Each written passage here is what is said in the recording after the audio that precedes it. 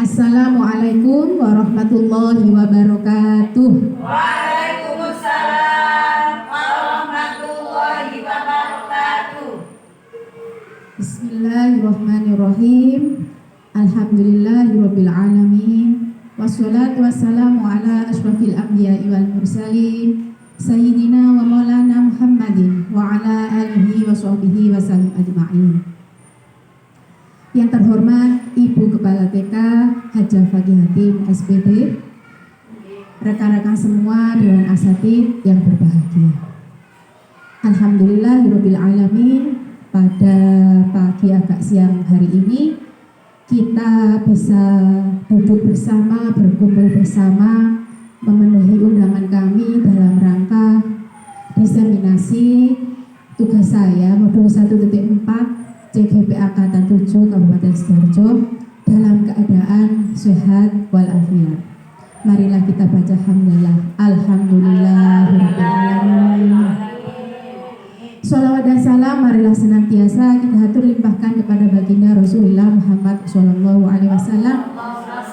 yang telah membimbing kita memberikan ajaran-ajaran syariat Islam. Teman-teman, Ibu Kepala TK, kami ucapkan banyak terima kasih atas kehadirannya memenuhi undangan kami. Semoga ringan langkah Anda semua mendapatkan balasan dari Allah Subhanahu wa Ta'ala dengan balasan yang sebaik-baiknya. Amin amin ya rabbal alamin.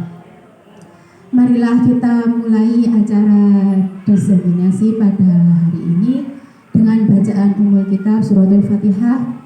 Semoga Allah memberikan kelancaran, Allah memberikan manfaat khusus bagi saya, umumnya bagi jenengan semua, dan yang tidak kalah pentingnya adalah barokah untuk kita semua dan lembaga kita tercinta. Marilah kita mulai dengan bacaan surah Fatihah. Ila hadratin Nabi Mustafa Rasulullah SAW. Al-Fatihah.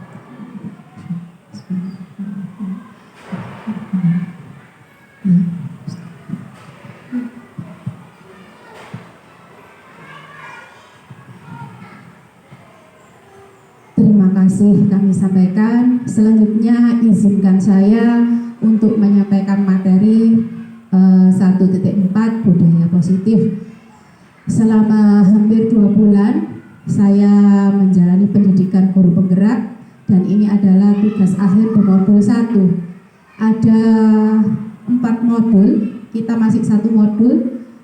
Jadi ini ada tugas akhir di modul 1. 1 itu dibagi 1.1, 1.2 sampai 1.4. Ini adalah budaya positif modul 1.4.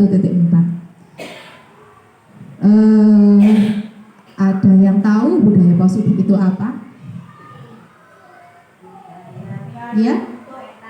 Naik tangga. Ya, naik tangga sebelah kiri, kalau turun juga kiri, jadi tidak berpapasan. Betul, Husnul. Yang lain? Mengucapkan salam bila bertemu. Ya, salim, sapa. Ya, Ustazah Mus, senyum. Ya, berangkat sekolah tepat waktu. Betul semua. Lanjut, yang lain? Oh iya, ketika masuk kelas mengucapkan salam. Ada lagi, Ustazah Mus? Sudah? Betul semua. Budaya positif itu adalah seperti itu. Dan sudah sering kita lakukan, namun kita tidak menutup kemungkinan masih ada beberapa poin yang kita perbaiki. Setuju nggih ngaten? Iya. Selanjutnya dari budaya positif itu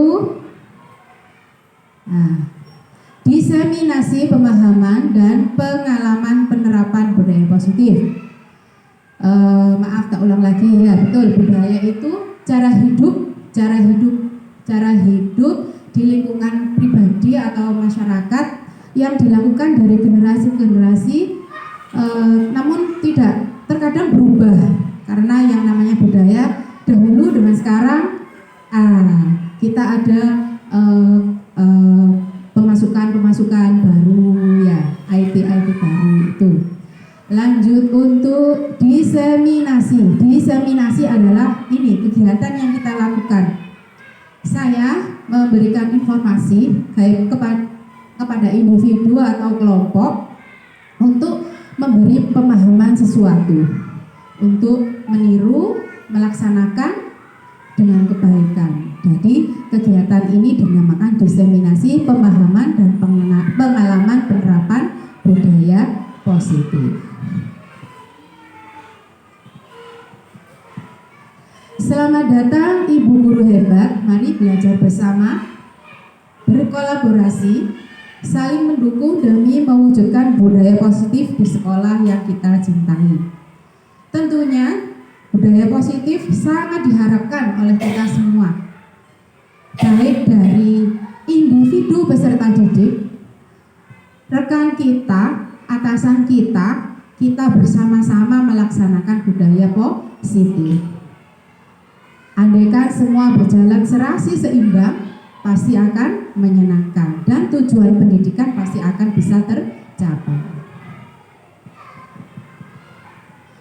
Modul budaya positif kali ini ada beberapa poin nanti yang akan kami terangkan, yaitu perubahan paradigma belajar.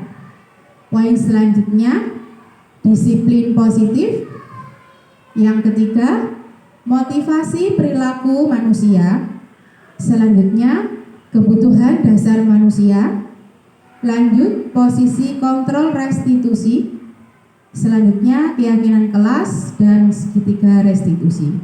Ini adalah materi yang ada pada modul budaya positif. Perubahan paradigma belajar merupakan poin penting dari setiap modul. Selalu di awal kita mesti diberikan dari Ki Hajar Dewantara, sebuah filosofi pendidikan, selalu begitu. Pembelajaran dengan paradigma baru. Pembelajaran dengan paradigma baru dirancang berdasarkan prinsip pembelajaran yang terdiferensiasi, sehingga setiap siswa belajar sesuai dengan kebutuhan dari tahapan perkembangan untuk mewujudkan profil pelajar Pancasila. Tidak kita pungkiri, selama ini kita belajar menyamakan kondisi anak-anak. Kita anggap semuanya sama, mungkin satu dua yang terdiferensiasi. Karena memang setiap anak memiliki unik yang berbeda, tahap perkembangan yang berbeda, memiliki diferensiasi yang berbeda-beda pula. Sehingga setiap siswa nanti belajar sesuai tahapan kebutuhannya. Ya, untuk mengembangkan, mewujudkan profil pelajar Pancasila.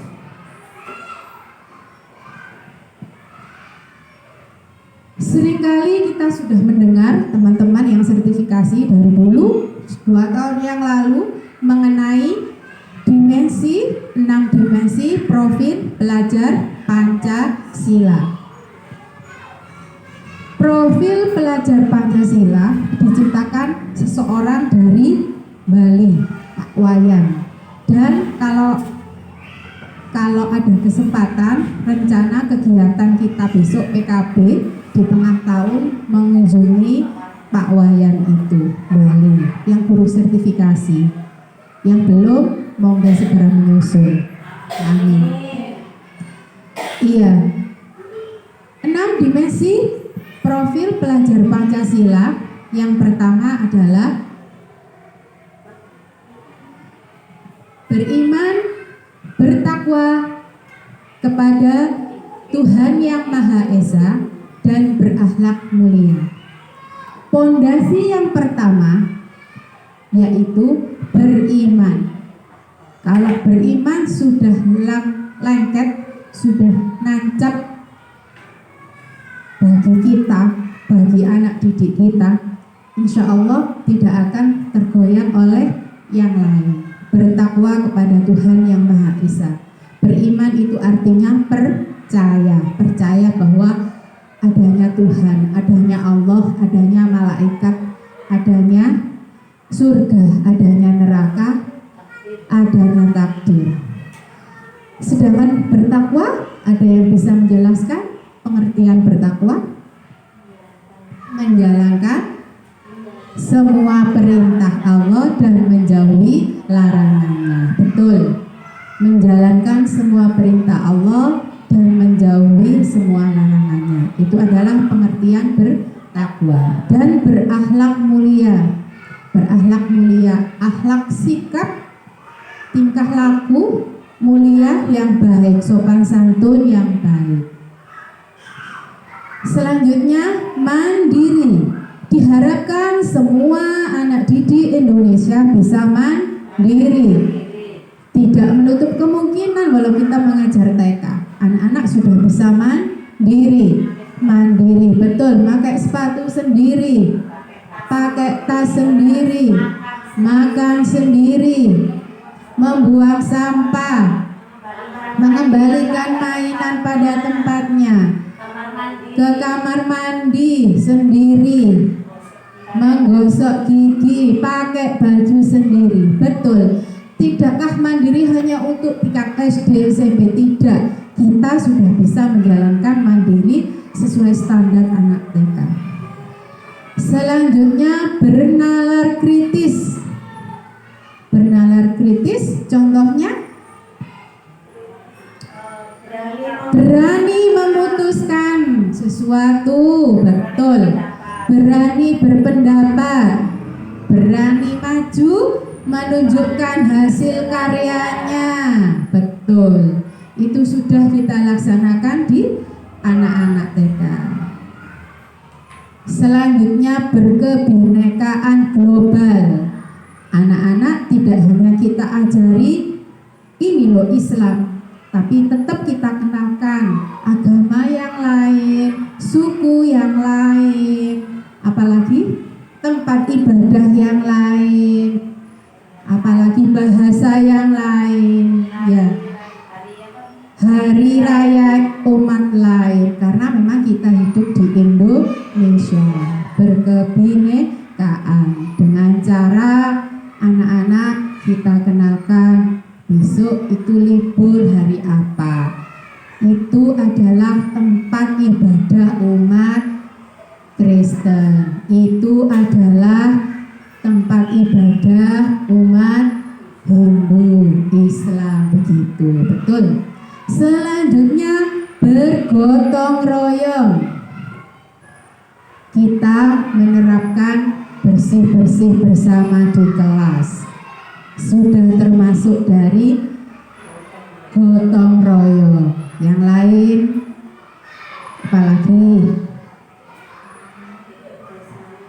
Bekerja sama, iya, dalam kegiatan belajar kelompok, betul, kita membuat sesuatu karena saling interaksi di gotong royong itu. Mereka tidak individualis, nggak bisa, kita itu makhluk sosial. Kita itu harus selalu berhubungan dengan orang lain. Kita nggak bisa egois. Kita mesti butuh orang lain. Ya, saya di sini butuh jenengan semua untuk mendengarkan. Jenengan semua, alhamdulillah mau menerima informasinya. Ya, seperti itu. Terakhir yaitu kreatif. Kreatif sudah pasti kita dengung-dengungkan. Semua materi kita selalu menunjukkan untuk merujuk ke kreatif. Contohnya, iya, kita pakai bahan-bahan dari alam. Contohnya kulit bawang merah kita buat kolase, daun kita buat mozaik, daun kita buat kolase, ya. Dari botol bekas kita buat musik. Pinter. Pastinya guru-guru TK nggak akan kehabisan akal untuk menciptakan ide kreatif. Ya, dengan perkembangan teknologi yang saat ini harus kita manfaatkan, dari IG, dari Facebook, dari YouTube, dan kita juga harus memberikan kontribusi kepada media-media itu, ya, untuk mengenalkan kekreatifan kita semua.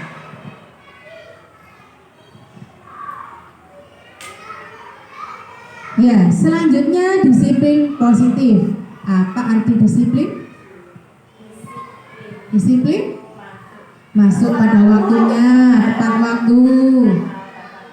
Ya, memakai seragam sesuai harinya, sesuai dengan aturan. Ya, betul, tidak melanggar aturan, sudah itu dikatakan disiplin. Ya. Dalam budaya kita, makna kata disiplin yaitu sesuatu yang dilakukan seseorang pada orang lain untuk mendapatkan kepatuhan. Kita cenderung menghubungkan kata disiplin dengan ketidaknyamanan. Kita harus sebagai guru harus datang jam 6. Tidak nyaman sekali, terlalu pagi. Ya. Tapi kita harus patuh. Ya, sudah berusaha. Tapi kita harus patuh karena sudah aturan dan harus disiplin ya. Kan tidak nyaman ya. Iya, terlalu pagi sekali. Iya, sudah aturan mau apa? Iya. Iya, kita berusaha mematuhi. Iya. Iya. Iya, jangan tegang, kita cair saja, sharing. Iya, begitu. Ya, benar kan tidak nyaman? Iya, yang biasanya setengah 7 harus datang jam 6. Saya tidak nyaman. Tapi mau gimana lagi? Kita harus patuh. Ya, karena sudah aturan dan kita harus disiplin. Selanjutnya, Ki Hajar Dewantara. Siapa itu Bapak Ki Hajar Dewantara? Bapak Pendidikan waktu itu ya, nasional, menteri ya waktu itu. Beliau memiliki filosof yang sangat bagus. Apa? Ing ngarsa sung tulodo, ing madya mamungkarsa tuburi handayani. Saya merasa saya beruntung, saya mengikuti pendidikan guru penggerak. Yang saya tahu dari dulu ketika saya kecil sampai sekarang hanya tahu tuburi handayani. Ternyata di guru penggerak selalu dikupas semua filosofi Ki Hajar Dewantara sangat bagus-bagus. Dan itu masih layak sampai sekarang digunakan sebagai standar pendidikan. Betul. Jadi salah satunya ingarso song tulodo. Apa artinya? Di depan memberikan contoh. Kita sebagai guru memberikan contoh. Ini loh saya datang tepat waktu, saya memakai seragam, saya membuang sampah pada tempatnya. Itulah iya, ingarso sung tulodo. Karena kita sebagai tauladan bagi anak-anak. Bu guruku lo selalu senyum, bu guruku selalu cemberut, bu guruku selalu marah-marah. Guruku pendiam, guruku lo ceria. Iya, guruku gendut. Oke, nggak apa-apa. Iya, Bu Fitri gendut tapi penarinya pinter sekali. Iya, kita plus minus ya, betul. Di depan kita memberikan contoh.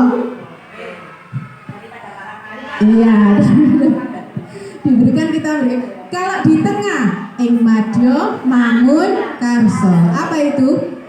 Di tengah memberikan dukungan, motivasi. Kula biyen mboten paham, aruwe mok tuturi. Ya Allah, alhamdulillah. Terima kasih saya diberikan kesempatan untuk belajar lagi di usia yang sekarang.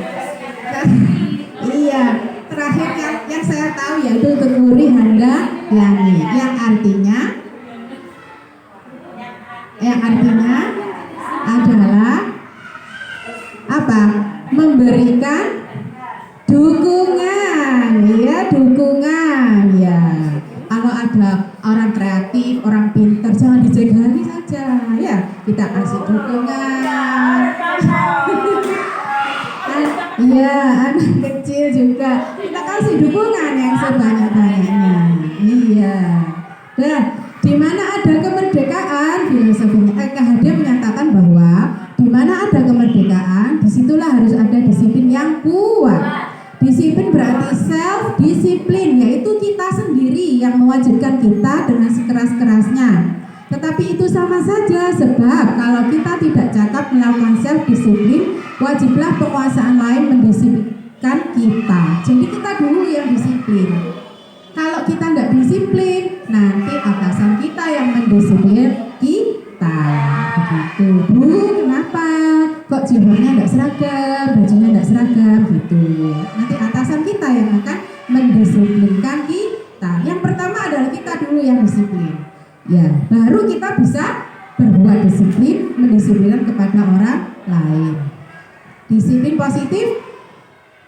Sebagai pendidik, tujuan kita adalah menciptakan murid yang merdeka. Syarat utamanya adalah disiplin diri, sehingga mereka berperilaku sesuai nilai-nilai kebajikan dan memiliki motivasi intrinsik. Jadi anak-anak nggak dipaksa disiplin. Oh, ustazahku selalu disiplin, datang tepat waktu.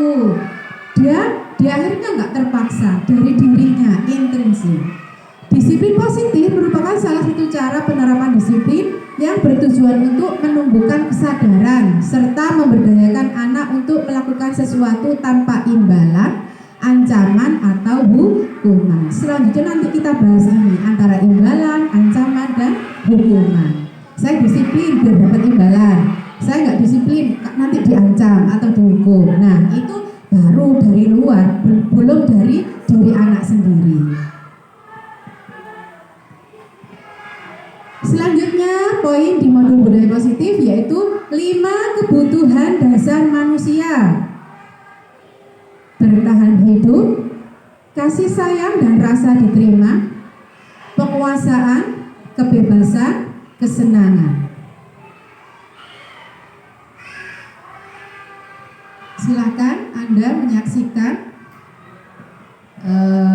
video ini.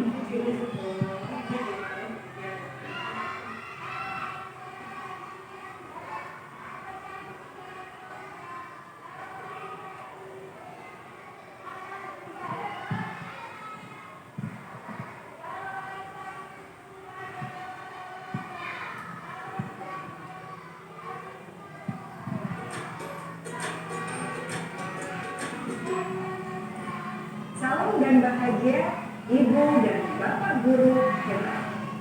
Untuk membangun budaya sekolah yang positif dengan lingkungan yang aman dan mendukung murid menjadi pribadi yang berdaya, seimbang, dan bahagia, salah satu upaya yang dapat dilakukan oleh guru adalah memahami kebutuhan dasar yang mendasari perilaku murid. Pada video kali ini kita akan membahas tentang 5 kebutuhan dasar manusia.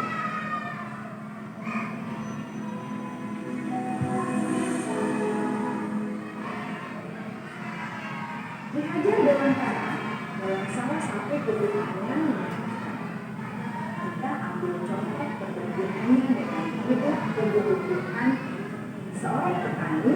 Dalam hakikatnya sama kewajibannya dengan seorang penduduk yang memiliki hanya dapat menunjukkan kebutuhan.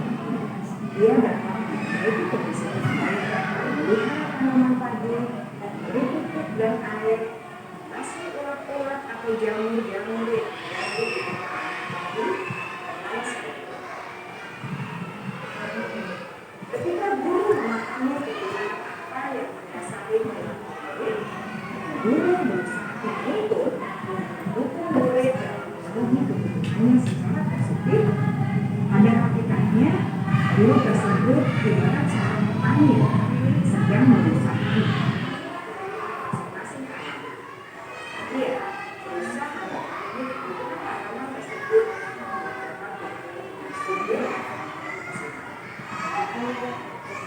Dr. William Glasser, seorang psikiater dari Amerika Serikat, menyatakan bahwa seluruh tindakan manusia memiliki tujuan tertentu, yaitu memenuhi kebutuhan dasar.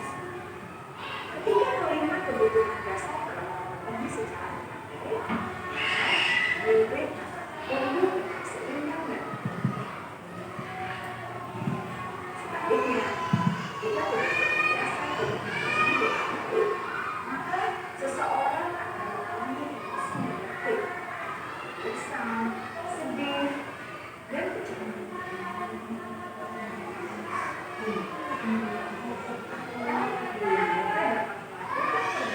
yang bertentangan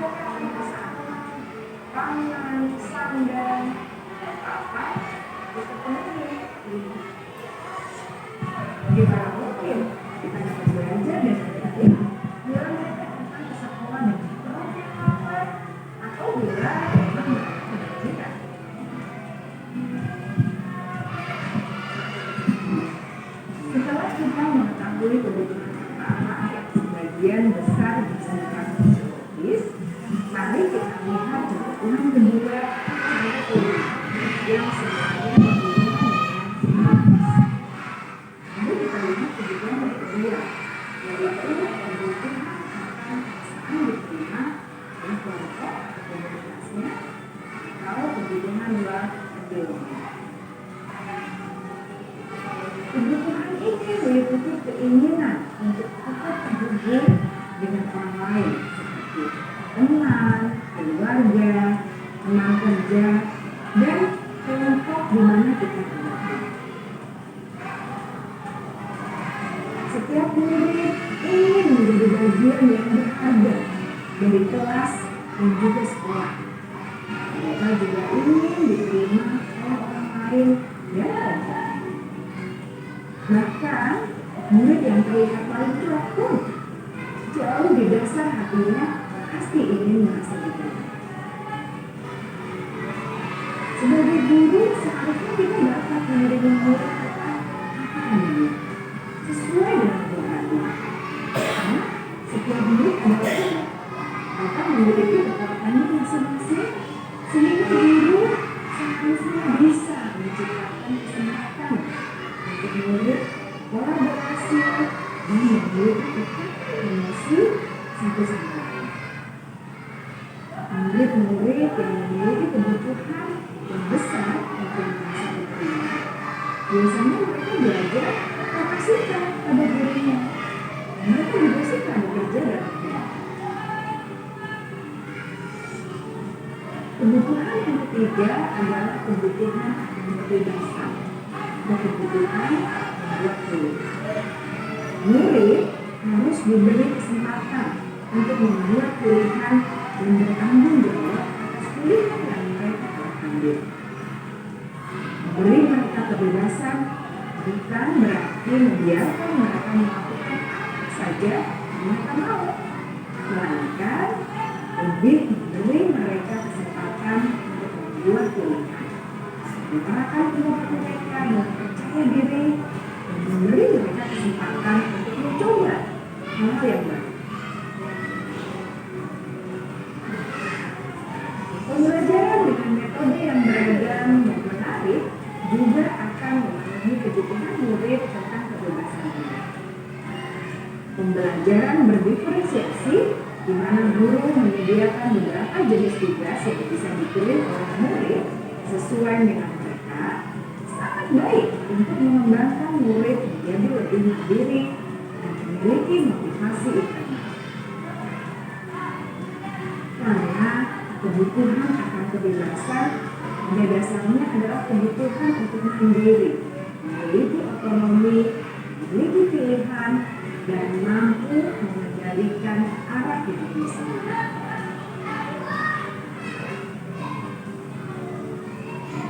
Kebutuhan yang keempat adalah kebutuhan akan semangat.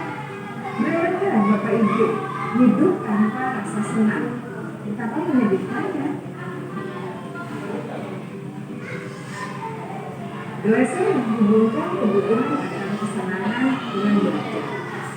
Dia menceritakan kebutuhan murid untuk merasa senang di kelas. Sebagai guru, jangan ragu-ragu untuk dengan sengaja memasukkan kegiatan yang menyenangkan. Murid-murid dengan kebutuhan dasar kesenangan yang tinggi ingin menikmati apa yang mereka lakukan. Mereka juga konsentrasi tinggi saat mengerjakan hal-hal yang disenangi.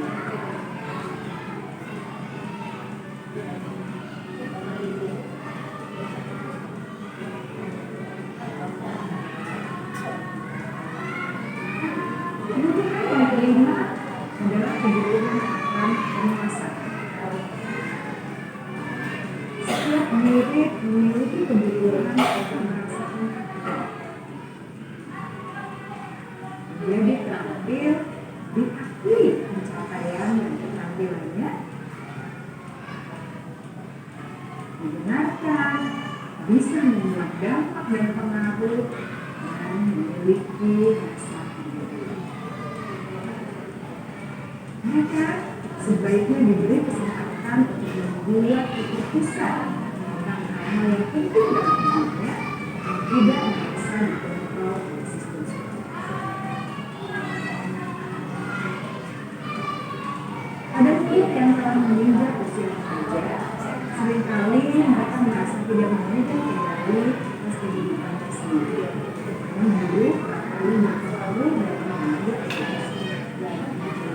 Murid-murid yang memiliki kebutuhan dasar atau penguasaan yang tinggi biasanya selalu ingin menjadi pemimpin. Mereka juga suka mengamati sebelum mencoba hal-hal baru. Mereka juga perfeksionis dan merasa kecewa bila melakukan kesalahan.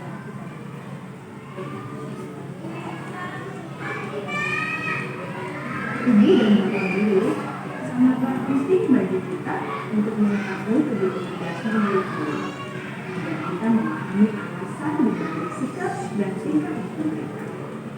Bila murid berperilaku buruk atau melanggar peraturan sehingga tindakannya tidak sesuai dengan apa yang dilakukan, maka guru harus mencari tahu alasan yang didasari tindakan tersebut dan gubernur apa. Melalui percakapan dengan guru dalam pendekatan disiplin positif, murid dapat diajak untuk bersikap reflektif dalam mengenali kebutuhan-kebutuhan yang berusaha mereka penuhi dan mendasari tindakan mereka. Jika guru mengabaikan perilaku murid, maka perilaku tersebut akan berpengaruh pada suasana kelas yang kurang kondusif dan akan berpengaruh pada tujuan dari pendidikan itu sendiri. Ibu bapak guru hebat, mari kita menjadi guru yang lebih baik dengan memahami kebutuhan dasar murid-murid kita dan senantiasa membimbing mereka untuk menjadi pribadi yang berdaya, seimbang, dan bahagia. Salam dan bahagia, Ibu dan Bapak.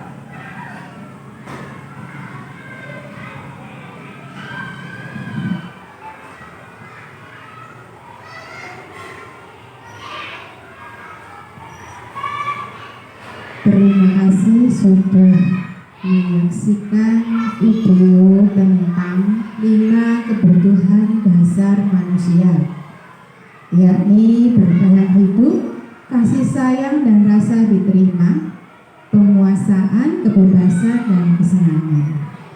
Dari video tadi sudah dijelaskan, tidak mungkin anak sekolah dengan kondisi lapar, karena lapar itu kebutuhan, ya, kebutuhan makanan kan kebutuhan. Jadi kalau dibiarkan kebutuhan tidak terpenuhi salah satu saja, pasti akibatnya bakal tidak baik.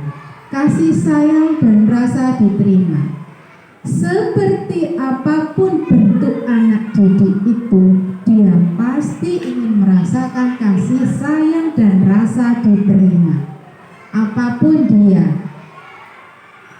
walaupun kelihatannya cuek, dia tetap kepingin diterima. Tidak hanya anak didik, kita juga begitu. Kita juga ingin merasa diterima. Saya kok terpantas sih ikut grup di sana. Iya, dan kasih sayang. Iya.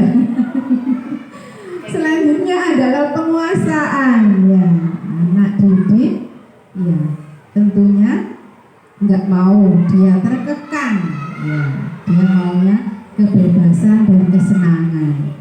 Dan kalau salah satu dari 5 kebutuhan dasar tersebut tidak terpenuhi, contoh, si Doni suka jahil kepada temannya.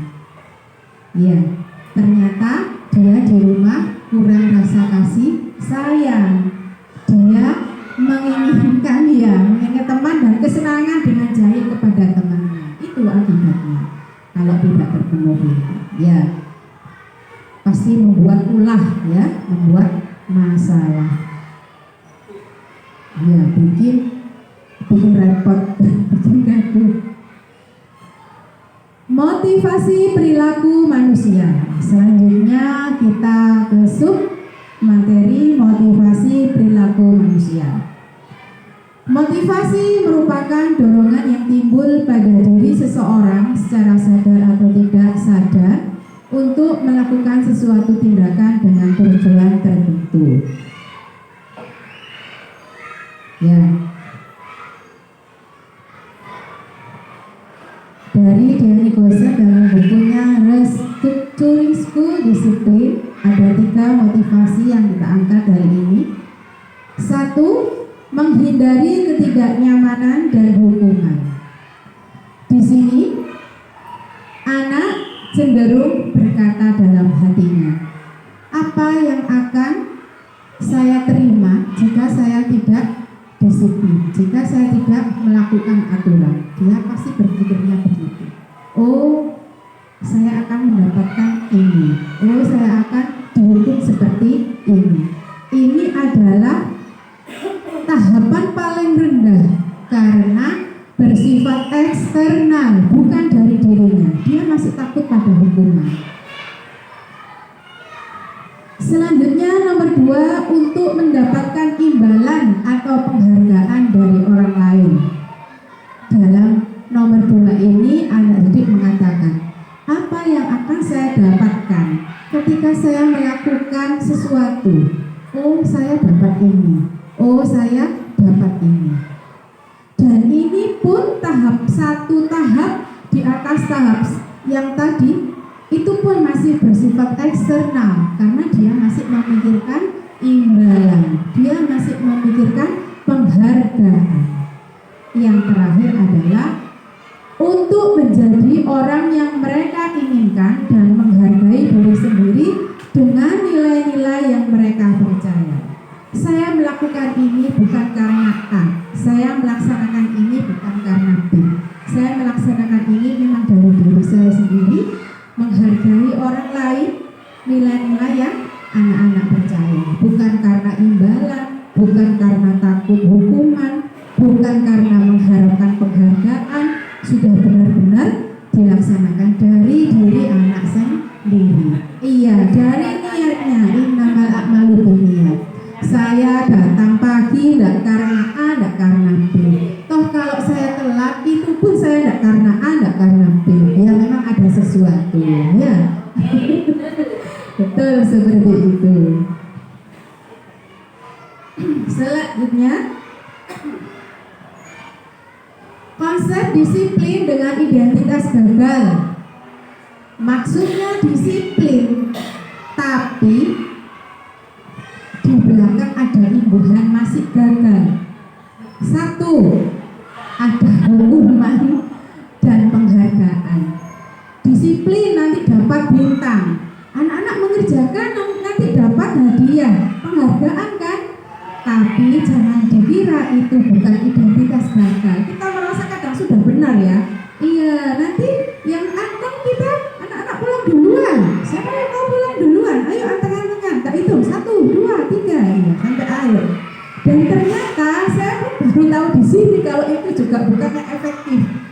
Ya, karena di belakang ada embel-embelnya identitas gagal. Tak kira itu ya harus bagus. Ya dikasih bintang 4, pulang duluan. Ya, enggak. Iya.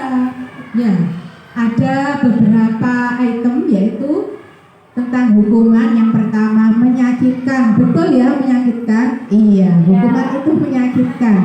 Tidak hanya kita, anak-anak juga. 2, tidak nyaman. Sangat tidak nyaman. Coba, si Ruli datang terlambat. Dia dihukum menulis di buku tulisannya menulis surat Al-Asr. Ya. Sudah dihukum, sudah telat, menyakitkan, tidak nyaman. Nah, murid takut sekali, memaksa, mau nggak mau ya kamu harus nulis, nggak nulis ya kamu tak hukum lagi. Nah, dipaksa, hukuman itu dipaksa. Murid menyembunyikan kesalahan, tidak ada solusi, tidak ditanya kenapa kamu. Iya, ya murid rendah diri, malu toh dilihat teman-temannya. Oh kalau telat, ya malu kan kelihatan. Penghargaan pun tidak efektif. Nah, ya saya kira penghargaan juga sangat. Nah, selanjutnya merusak hubungan. Iya, merusak hubungan saja. Iya, contohnya begini ya. Bu Liha dapat hadiah voucher ya. Dan sebenarnya betul, aku kok gak oleh, aku lo podo. Sama saya dengan Bu Liha itu. Datang tepat waktu, ngajar disiplin, pulang tepat waktu. Kenapa hanya Bu Liha yang dapat? Dari kacamata penilaian ternyata Bu Liha yang dapat. Iya. Yang lain, bukan voucher ke anak-anak sih Pak. Sama. Misalkan ada yang dapat pensil sama yang Iya. ada juga. Ya, kita contoh ke kita dulu ya. Terus semuanya ngomong dulu, aku loh ya podo, aku ya kreatif, aku ya belajar. Merusak hubungan antara yang tidak dapat dengan yang dapat. Oke, sekarang kita masuk ke kelas. Iya. Dalam hal apa? Ya. Kita hadiah itu Pak diberikan ketika sama-sama istilahnya si A dan si B tadi kan Beda. contohkan antara saya Dapat. dengan datang sama-sama. Iya. Kenapa kok sama-sama tapi dikasih reward gitu? Iya. Apa misalkan ke Iya. anak itu? Ya, anak ya sekarang. Anak dapat penghargaan, dapat hadiah, dapat imbalan. Iya. Terus 2 anak ini dapat. Kita poin ke merusak hubungan ya. Iya. 2 anak ini dapat dua-duanya. Bagaimana dengan yang lain? Gak dapat. Loh, enak ya oleh. Walaupun dia tahu dia gak sebaik dia, tapi tetap namanya iri dan jelas. Iya. Ketika misalkan kan anak dia meraih Betul, ranking. Kalau Ya, saya nggak setuju ya. Kalau naik jilid itu kan sebuah motivasi. Iya. Memberikan reward. Nah, coba yang anak-anak nanti siapa gilirannya habis itu juga dikasih Iya. Sekarang Iya. gilirannya si A ini. Iya. Habis ini anak ya. Iya. Nah, Tetap itu juga merusak hubungan. iya merusak hubungan. Karena tadi ada beberapa poin tidak efektif merusak hubungan. Kalau itu mungkin tidak ke poin merusak hubungan. Ini bawahnya nanti ada. Jangka panjangnya itu menghukum dengan sistem ranking ya, mematikan kreativitas, merampas hak menghargai diri. Tetap tidak efektif karena dia kalau dia berpikir itu tadi yang diminta adalah penghargaan, berarti kan bukan dari dirinya, bukan intrinsik. Apa sih, Kak? Reward Iya. Waktu ya. Iya. Gini kan diharapkan kan kasihan sing pinter dapat sing boten berapa arek sing boten iki. Maksudnya pendidikan kan begitu. Ayo sing gak iso iki kita angkat bersama-sama. Begitu maksudnya itu begitu. Biar enggak mematikan aslinya dia itu kreatif. Cuman waktu itu mungkin belum muncul dengan kepedeannya. Nah, itu ya. Jadi kapan sebenarnya boleh dan tidak boleh pada poin-poin tertentu. Misal, kita dapat juara sebagai sekolah terbaik, boleh kita pasang karena untuk mengundang animo masyarakat. Itu boleh, bukannya kita tidak boleh. Waktu itu saya ingat waktu Zoom ada yang bertanya begini, boleh, bukan tidak boleh. Tapi ini kan kalau penghargaan kepada anak, iya dampaknya ini loh, simbol ini diangkat begitu. Iya. Iya. Nanti selanjutnya ada. Iya. Ya, terima kasih timbal baliknya teman-teman semua. Nah ini ada. Oke, memang belum selesai tadi bahasanya. Sekarang konsep disiplin dengan identitas sukses. Ini yang dinamakan sukses. Kalau tadi ada kesalahan, kalau ini sukses. Konsekuensi penguatan jiwa jangka pendek itu pun masih bagus yang restitusi. Perlu monitoring berkelanjutan. Ada poin-poinnya. Stimulus respon, bukan stimulus kontrol. Nah, ada 2 badan, tapi mau saya taruh sini kok saya enggak itu. Murid mematuhi peraturan dan kehilangan waktu. Contohnya ini ada hukuman dan konsekuensi. Contoh itu tadi, si Ruli terlambat. Kalau dihukum kan, kamu telat, sudah 10 menit baru datang. Gibran, iya. Silakan kamu berdiri 10 menit. Berdiri. Ya, kamu terlambat 10 menit, berdiri 10 menit, habis itu nulis. Ya, surat Al-Asr begitu. Itu yang hukuman. Kalau yang konsekuensi begini. Gibran terlambat. Sudah tahu konsekuensinya? Nanti ketika istirahat, kamu harus tinggal di kelas 10 menit karena kamu tadi terlambat 10 menit. Itu bedanya hukuman dan konsekuensi. Kalau hukuman sudah pasti memaksa, menyakitkan. Nah, kalau konsekuensi penguatan jiwa pendek, perlu monitoring, dilihat arek mau di waktu istirahat di kelas 10 menit atau langsung keluar, ya kan ada pengawasan lagi. Stimulus respon, bukan kontrol dari dirinya, dia masih merespon. Benar, murid mematuhi peraturan, ya kan? Terus kehilangan waktu, istirahat 30 menit diambil 10 menit, itu bedanya. Dipulangkan terakhir, ya. Konsekuensi, ya. Karena terlambat 10 menit, iya. Apa sih bedanya hukuman dengan konsekuensi? Ya. Iya. Bedanya itu, hukuman itu gak ada hubungannya. Dia disuruh nulis surat Al-Asr, terlambat kok suruh nulis. Saya tidak akan telat 100 kali nulisnya. Kan gak ada hubungannya. Iya, benar, enggak bisa buka kesadaran. Ini ya, pernah di kelas. Iya. Kan sering mungkin ya teman-teman yang lain juga. Ada yang nulisnya itu lama. Iya. Nah, ambil tulis.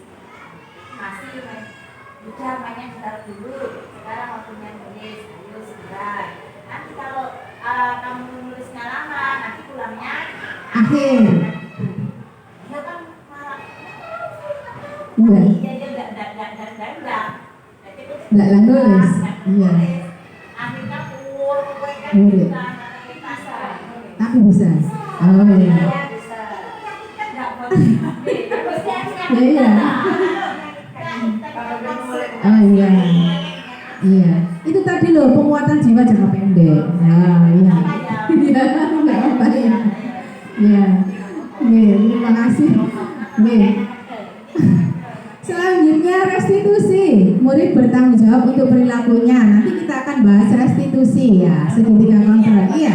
Fokus pada pemecahan masalah jangka panjang, murid menghormati dirinya dan orang lain, terkontrol dirinya megang kontrol. Nanti ada penjelasan pendekatan segitiga restitusi. Kalau ada sesuatu kita tidak langsung menjas anak itu, menghukum. Oh, kamu telat, ditanya dulu, kamu telat. Ya, sini. Duduk. Kenapa kok telat? Betul, menstabilkan identitas. Itu kalau telat. Jeret. Kalau bertengkar, sulit. Dua-duanya. Iya, ada apa? Ini. Iya, tenangkan dulu, distabilkan dulu. Sebenarnya kadang sudah kita melaksanakan ya, tapi kita tidak tahu itu jenisnya segitiga restitusi. Iya, kadang ya. Sudah. Saya yakin ada semua pasti sudah. Karena Anda guru-guru hebat. Selanjutnya, validasi tindakan yang salah. Ada apa? Kenapa? Oh iya, kamu telat.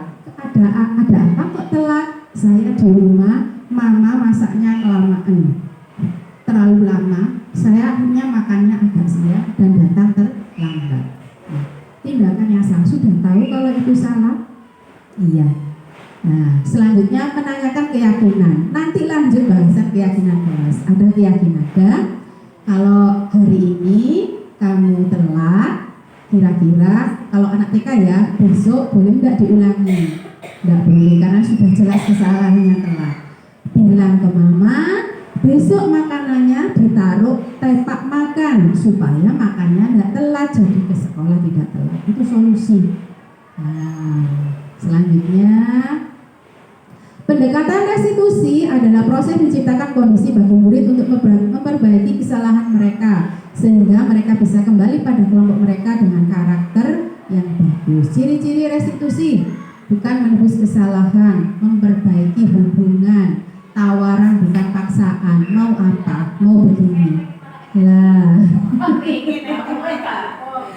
Menuntut untuk melihat kedalaman diri, mencari kebutuhan dasar yang mendasari tindakan. Tak terasa sudah mau 1 jam nih ya. Padahal masih ada. Iya. Kayak belum dapat jawaban. Iya. Iya. Bukan. Untuk ribet kan ini Ribet. masalah. Iya. Kalau kita tidak mau menjadikan tradisi rankingan atau Iya. hukuman Iya. menjadikan yang lain seperti tidak dianggap. Iya. Bagaimana cara memberikan reward yang benar, Iya. yang memberikan penghargaan Iya. yang baik kepada Iya. anak-anak. Ya, itu tugas kita bersama. Direncanakan yang baik. Ya, itu juga. Iya, PR juga buat saya. Sebenarnya begitu. Iya. Saya sempat waktu itu Zoom itu tanya, iya, loh bagaimana begini. Sempat tanya. Ternyata tidak seperti itu juga. Ada waktu presentasi. Ya ini bahas ini. Karena ya agak tidak setuju. Ya ternyata waktu presentasi saya ingat. Oh ya boleh kita pakai. Itu boleh. Kita tidak hapus seluruhnya, pelan-pelan gitu. Iya, itu namanya konsekuensi. Iya, masuk ke konsekuensi. Iya. Iya. Nah ini contoh kasus siswa yang tidak. Iya, ada kesepakatan kelas. Contoh kasus siswa yang tidak mengerjakan PR. Hukumannya guru menghukum siswa berdiri di depan kelas atau menulis di buku tulis berjanji tidak lupa mengerjakan PR sebanyak 100 kali. Guru marah dan murid takut. Kalau konsekuensi, guru memberikan konsekuensi mengerjakan PR pada jam istirahat. Guru tegas dan siswa menghormati. Sedangkan restitusi, guru menanyakan keyakinan kelas dan membantu siswa menyelesaikan masalahnya. Loh, kenapa kamu nggak mengerjakan PR? Kan gitu. Kalau restitusi itu lebih ini halus, betul. Guru terbuka dan siswa menghormati dirinya dan orang lain. Sebentar, sampai ini tadi ada perbedaan dari hukuman, konsekuensi, restitusi bisa diterima teman-teman? Bagaimana? Ya. Jadi mari kita laksanakan yang baik. Sing dulu sing wis dosa-dosa jangan dilaksanakan. Moro-moro. Kalau begini, loh, kamu nggak buang sampah. Ayo, kamu sana, sepatu temannya ditoto kabeh. Bagaimana? Hukuman, sudah pinter ternyata. Iya, loh, kamu sampahnya banyak. Ayo, jangan sepatunya temannya ditata. Buktinya dengan buang sampah sembarangan dengan nata sepatu. Lebih ke konsekuensi, ayo kita buat ya diambil atau tolong dibersihkan semua. Itu kalau konsekuensi ya. Kalau restitusi kita tanya lagi supaya besok dia tidak membuang sampah lagi. Kalau tadi yang konsekuensi dia besok masih mungkin bisa buang sampah. Iya, begitu. Restitusi. Ya. Keyakinan kelas selanjutnya Anda menyaksikan video saya tampil di kelas.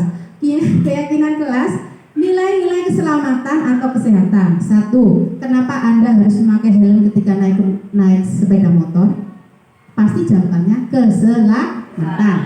Kenapa Anda harus pakai masker dan cuci tangan ketika ada pandemi? Pasti jawabannya kesehatan dan keselamatan. Ya kan? Biar sehat, biar selamat. Itu yang dinamakan keyakinan. Bukan harus Anda melaksanakan pakai helm karena sudah peraturan. Beda lagi dengan saya pakai helm karena itu merupakan keselamatan saya. Nah, itu namanya keyakinan, bukan peraturan. Kita sudah yakin itu membuat kita jadi selamat. Jadi, keyakinan yaitu nilai-nilai kebajikan universal yang disepakati. Kalau nilai kebajikan, kita bisa kembali ke 6 dimensi profil pelajar Pancasila tadi yang dikatakan nilai-nilai kebajikan. Silahkan menyaksikan video saya membuat keyakinan kelas bersama anak-anak B3.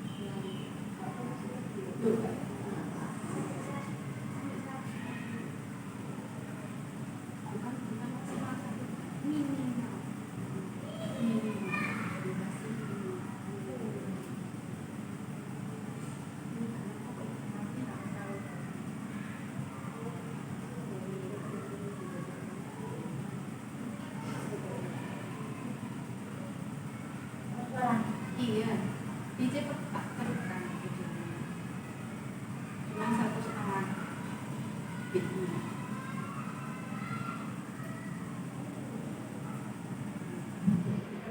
Ya, ini kegiatan membuat keyakinan kelas. Ini kalau kita di anak TK seperti ini, kalau di anak SMP itu kita kasih stiker, dia menulis mau minta apa, mau minta waktu, disiplin, mau minta kebersihan kelas, saling menghormati gitu. Kalau anak TK nggak mungkin lah kita kasih kertas dari sekian yang bisa nulis hanya 70%, yang 30% ini aja masih keliru karena itu ada datang terlambat masih dipilih, ya itu memang yang belum bacanya masih suku kata, ya arsa dan ya, ada Z, ada arsa dan ataf tiga-tiganya. Padahal judulnya sudah jelas, datang terlambat itu pun masih dipilih sama arsa. Tak panggil ini siapa yang milih ini, teman-teman tahu semua lah itu yang milih arsa. Arsa bu, sini arsa, apa ya ini datang terlambat. Oh itu ataf yang datang terlambat. Yang kelas kontor ya, itu tak panggil sini dibaca. Nah itu kita buat stiker, bebas milih dia mau keyakinan kelas yang mana. Jadi kalau anak besar kita kasih ini terus ditempel. Akhirnya dari itu diambil yang menjadi keyakinan. Keyakinan itu seperti kesepakatan atau apa ya, aturan, tapi kita buat bersama, tidak kita yang menentukan, anak-anak. Ternyata semuanya menyetujui dengan keyakinan itu. Nah, itu yang terlambat ternyata bukan merupakan keyakinan kelas. Dan kalau bisa keyakinan kelas jangan dibuat kata negatif. Contoh, tidak ramai waktu belajar, jangan dipakai tidak. Nah, mengikuti belajar dengan disiplin gitu. Kalau buat kesepakatan jangan dipakai kata negatif. Kata negatif dihilangkan. Kelas tidak bersih, kelas kotor ya. Kata tidak mohon dihilangkan. Nah, itu ataf. Nah, ataf salah milih. Akhirnya jadi anak-anak apakah datang terlambat? Ada yang mau datang terlambat, ya ambil. Berarti anak-anak duduk sampai kapan-kapan nggak ada yang terlambat. Siapa yang harus? Apa yang kata pada anak?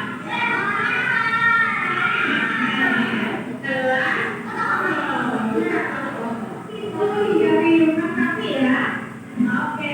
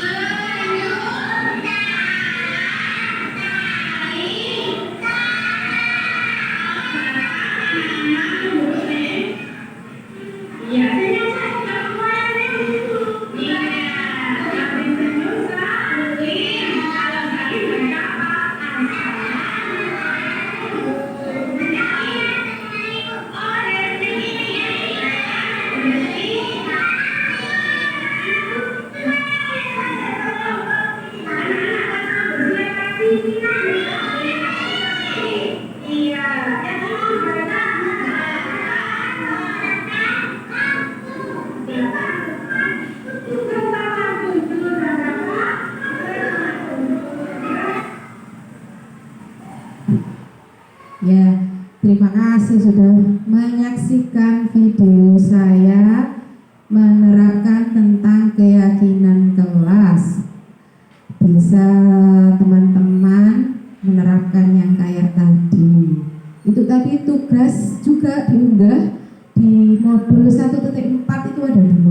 tugas keyakinan kelas dan tugas berbagi. Seperti ini tugas berbagi. Nah, ini keyakinan kelasnya. Sudah disepakati ada 4 poin.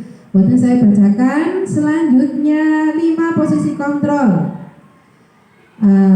Ya, melihat tadi sudah izin keluar. 5 posisi kontrol yaitu 1 penghukum, 2 pembuat merasa bersalah, 3 sebagai teman, dan 4 pemantau, terakhir manajer.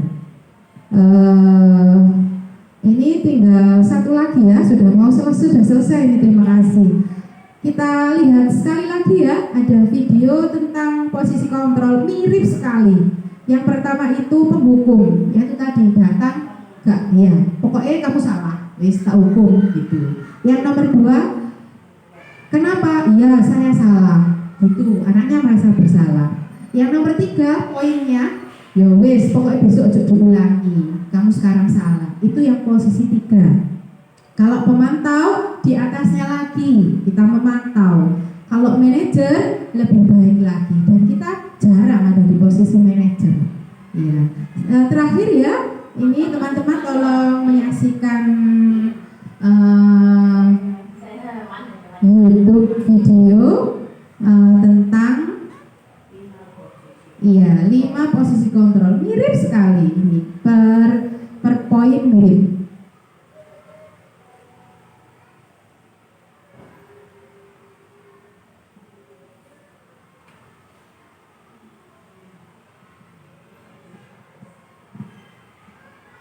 Zero detik lagunya mesin cuci pintar perawat pakaian Anda. English is my second language. As a vlogger, I do social media a lot, which is actually fun for me, but I will say sometimes it's challenging. For my social media, I have to think about captions a lot.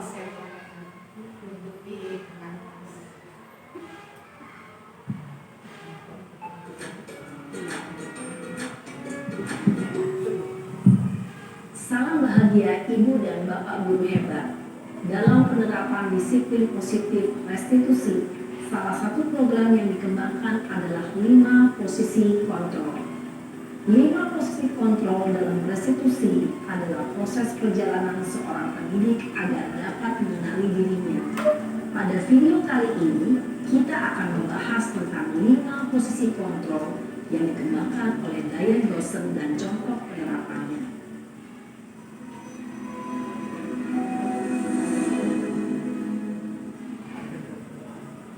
5 posisi kontrol itu adalah 1. Posisi penghukum, 2. Posisi pembuat merasa bersalah, 3. Posisi teman, 4. Posisi pemantau atau monitor, dan 5. Posisi manajer.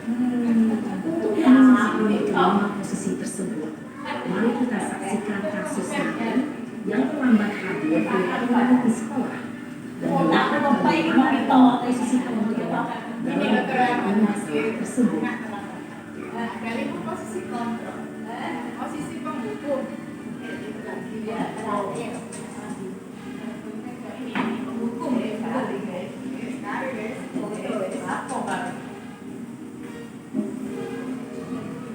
Naren, sini kamu.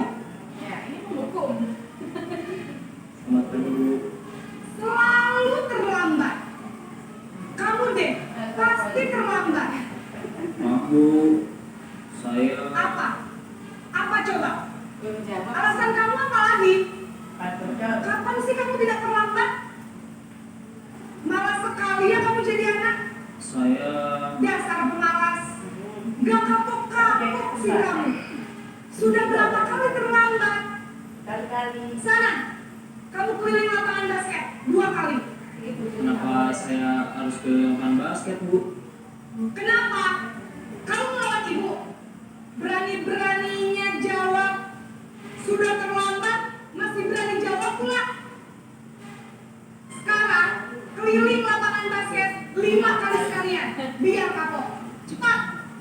Pergi sana ke lapangan basket. Posisi penghukum biasanya berbicara dengan nada tinggi, menghardik, menunjuk-nunjuk, menyakiti, dan menyindir. Hukuman bisa berupa fisik maupun psikis. Ibu dan bapak guru hebat, dampak yang terjadi pada murid ketika guru berada pada posisi terhukum adalah murid cenderung akan memberontak, bahkan menyimpan dendam.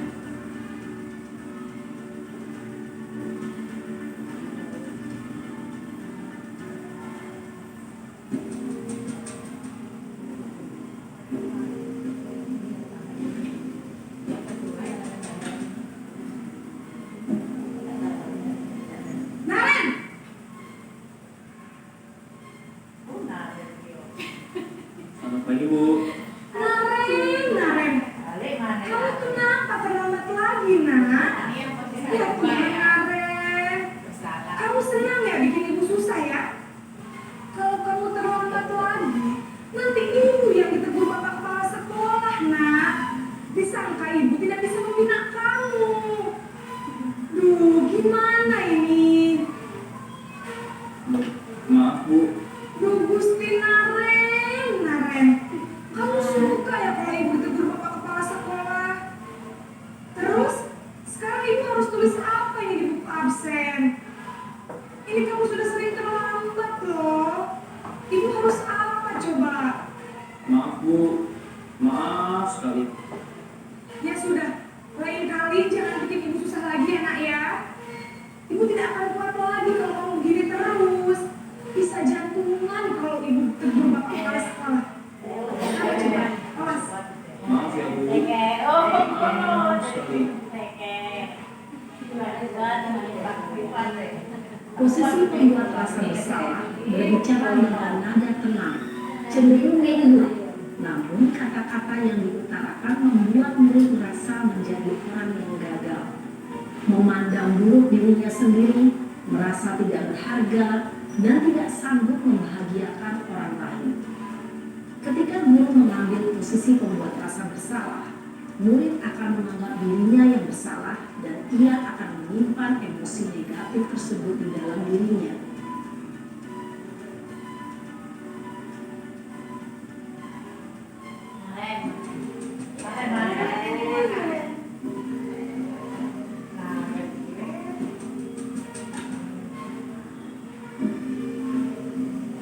Naren!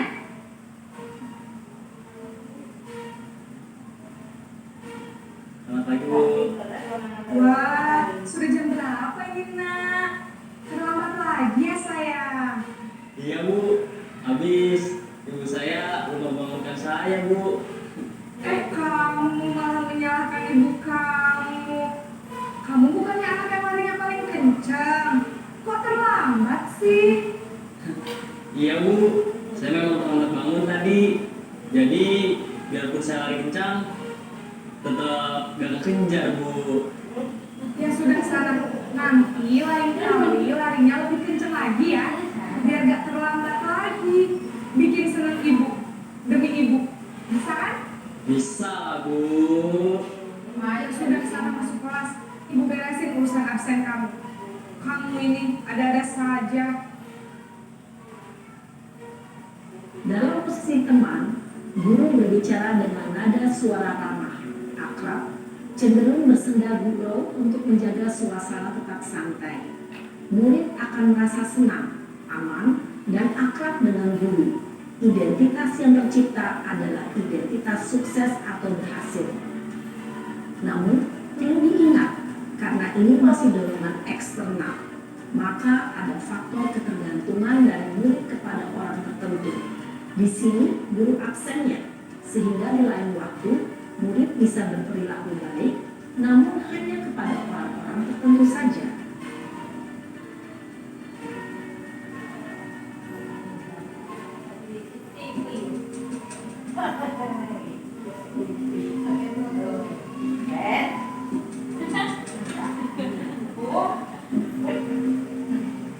Naren!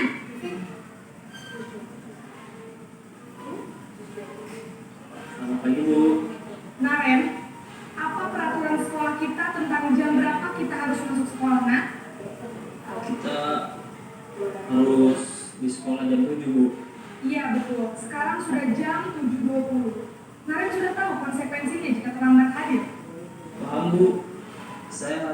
tinggal kelas pas jam istirahat selama 20 menit. Iya benar, konsekuensinya demikian. Jadi nanti jam 9.30 pas istirahat, kamu harus tinggal di kelas, kerjakan tugas tambahan untuk ketertinggalan kamu, ya? Baik Bu. Posisi pemantau mengandalkan penghitungan atau data untuk mengontrol murid. Guru mengarahkan murid berdasarkan peraturan dan konsekuensi. Seorang pemantau menunjukkan bahasa tubuh dan ekspresi wajah yang datar dan cenderung formal. Ya. Manajer.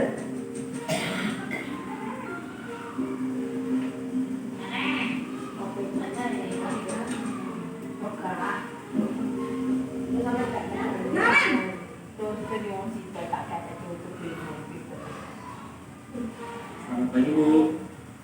Selamat pagi Naren. Maaf Bu, saya terlambat. Iya, sekolah masuknya jam 7, sekarang sudah jam 7.20. Jadi sekarang bagaimana ini Naren? Maaf Bu, saya lupa setel alarm saya semalam. Baiklah, menurut kamu, keyakinan sekolah yang mana yang perlu kamu tingkatkan? Menghargai diri sendiri dan orang lain mungkin ya Bu. Setuju. Jadi, apakah Naren meyakini prinsip saling menghormati tersebut? Iya Bu, saya meyakininya. Apakah Naren bersedia memperbaiki masalah keterlambatan ini? Bersedia Bu. Bagaimana kamu akan perbaiki masalah keterlambatan ini? Saya akan coba untuk tidak lupa menyetel alarm saya Bu. Baik, kalau Naren lupa menyetel alarm di rumah, ada orang yang kira-kira bisa bantu mengingatkan tidak? Ada Bu, kakak saya, Kak Emma. Ada lagi selain Kak Emma? Selain Kak Emma, ada ibu saya. Baik, jadi yang mengingatkan Naren adalah Kak Emma dan ibu kamu ya? Kira-kira akan mulai setel alarm kapan nih Naren? Setelah pulang sekolah, akan segera saya lakukan. Baik, jadi Naren akan setel alarm untuk bangun besok pagi dan akan diingatkan oleh kakak dan ibu dan Naren ya. Ada lagi yang mungkin perlu dilakukan Naren agar tidak terlambat bangun lagi.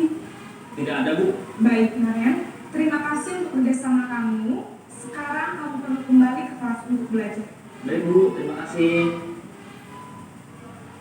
Posisi manajer adalah posisi kontrol yang disarankan untuk membimbing murid memiliki sikap disiplin yang positif, yaitu murid yang mandiri, bertanggung jawab, dan dapat memecahkan masalah. Tujuan dari posisi ini adalah agar murid dapat berefleksi atas tindakannya. Guru akan dengan tulus memberikan pertanyaan-pertanyaan bermakna, sehingga membuat murid dapat belajar dari kesalahannya dan mencari sebuah solusi untuk menyelesaikannya. Ibu dan bapak guru hebat, setelah mengamati adegan kelima posisi kontrol tadi, kira-kira posisi mana yang paling ideal?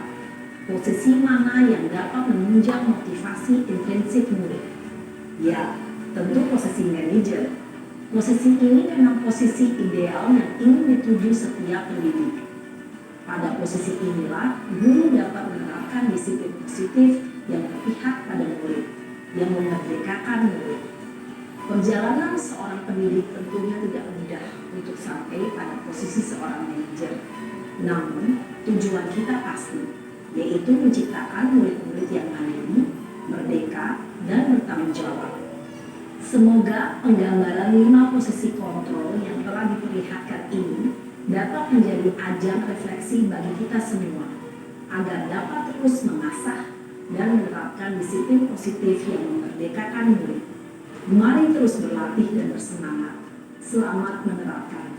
Salam dan bahagia, Ibu dan Bapak Guru hebat. Iya, terima kasih sudah menyampaikan seperti itu tadi ya, posisi 5 posisi kontrol. Dan kita selalu belajar dan terus belajar. Dari penghukum naik 1 tingkat, naik teman, membuat rasa bersalah sebagai teman. Selanjutnya, yang keempat tadi apa? Yang kelima manajer, yang kelima monitor CCTV tadi ya. Nggih, terima kasih teman-temanku yang hebat semuanya atas waktu yang diberikan, atas partisipasinya, atensi yang tinggi. Semoga apa yang saya sampaikan dapat bermanfaat bagi kita semua, khususnya saya, umumnya bagi lembaga kita, menambah berkah. Dan mohon doanya saya diberikan kesehatan dan kelancaran sampai di akhir modul, mulai start sekarang sampai akhir Juni, masih kurang 3 modul. Mohon maaf, sekali lagi terima kasih, semoga bermanfaat. Akhirul kalam, wassalamualaikum warahmatullahi wabarakatuh. Waalaikumsalam warahmatullahi wabarakatuh. Tidak termenai. Ah, Pufit, Pufit. Kan sekarang kan dulu.